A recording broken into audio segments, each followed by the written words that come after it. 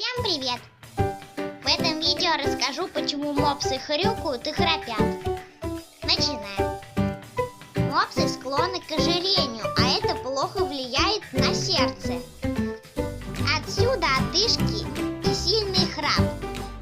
За здоровьем нужно следить. Здоровые мопсы храпят и хрюкают очень прикольно. Иногда их храп даже умиляет. Мопсы обычно неактивны. Их надо таскать гулять, давать бегать, играть. Причем это обязательно. Для здорового питания корм должен быть облегченный. На перекус мопсам можно давать фрукты или овощи. Ну а когда ваш мопсик просит со слезами на глазах какую-то вкусняшку, и вы не можете сдержаться, то лучше дайте ему, лучше угостите его морковкой или яблочком. Это уж наверняка лучше, чем дать мопсу печенюшку.